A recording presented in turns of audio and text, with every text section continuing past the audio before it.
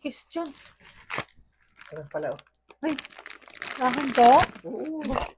Papalakas ka na naman. Siyempre, ikaw pa. Lagi ka Malakas ka naman. talaga sa akin. Tama na. Lagi ka namang... Lagi ka namang...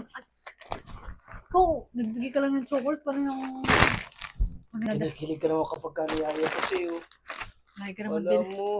dinadali ng kakambal ko. Thank you. Ang bait mo talaga sa akin. Siyempre naman. Ako pa. Ate ka muna. Yung sabihin pala ako sa'yo.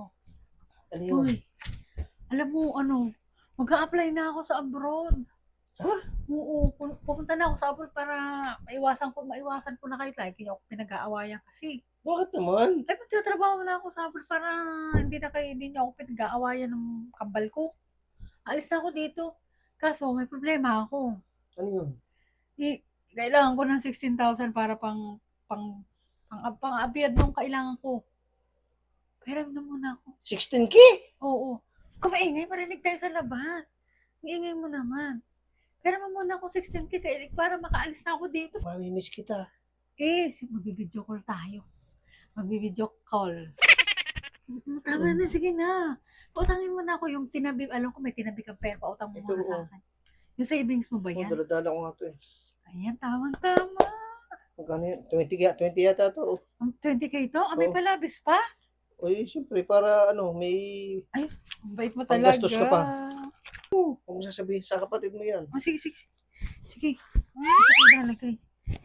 Sige na. Alis na ako. Sige na, thank you. Bye-bye. Sige. Thank you. Alis na ako, ha? Sige. Sige. Ito mo ano mo. Ay, mga pala yung chocolate ko. Bait mo talaga. Sige. Sige. Bye-bye. Alis na ako. Bye. Okay. Mamimiss ko ang puwit na yan. Naku. Sayang. Ay, nakakapagod. Hoy, ako nga pala may tatanong sa iyo. Pinawithdraw ko sa yung savings yung pera natin, 20K. Na-withdraw mo ba? Natin yung sa investment natin. Meron akong pandaw natin yung sa lupa. Bibili tayo down payment yun. Nasaan na ka na yung 20K pinawithdraw ko sa'yo? Dali. Hindi nawala.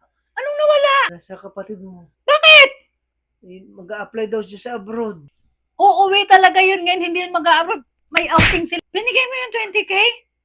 Pag daw natin yung sa lupa. Ang 1,000 niya!